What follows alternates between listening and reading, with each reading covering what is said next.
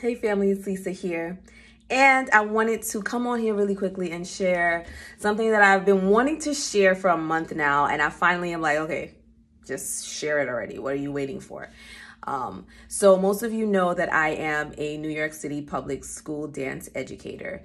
And with anyone who works any kind of a job, you're probably very intentional about creating a life and a plan and a structure for how you carry out your day-to-day activities from work and transitioning from work to other things in life, right?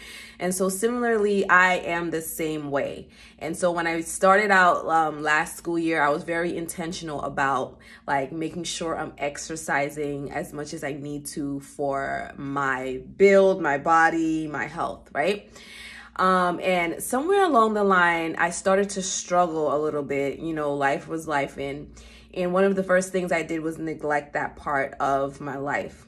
And while I was very consistent in taking care of myself in that way, at some point I neglected it for about 2-3 months straight. And I was struggling to kind of like get back on the bandwagon.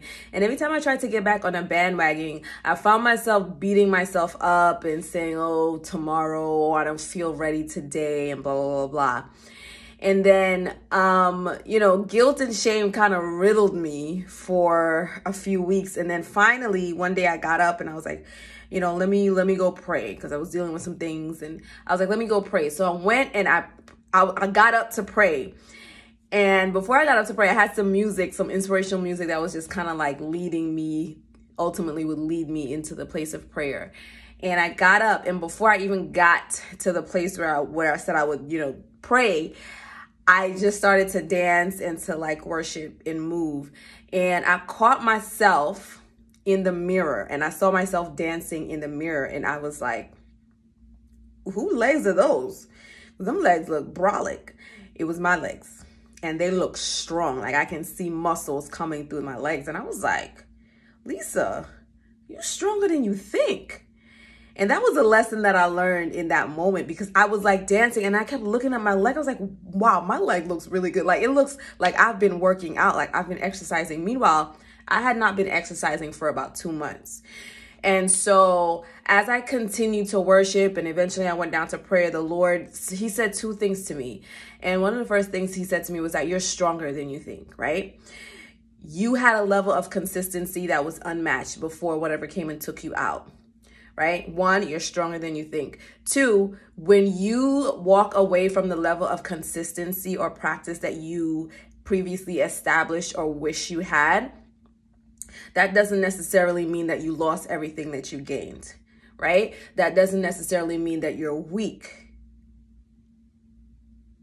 And you shouldn't beat yourself up about that, which leads me into my third point, which is rest is okay. Like it's okay to rest. When I reflect on what I was doing with my consistency, I was doing a lot, right? And you can ask me about what I was doing before I fell off the bandwagon, but I was doing a lot.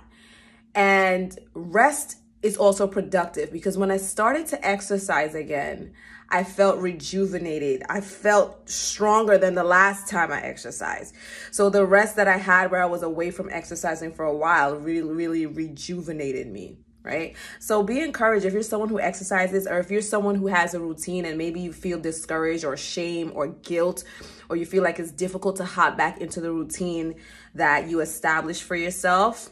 It's okay. Taking a break from something, walking away from it, resting, it's okay. You're actually stronger than you think. The things that you were working on that you feel like you might have neglected are actually still strong. They're actually stronger than you think. You are stronger than you think.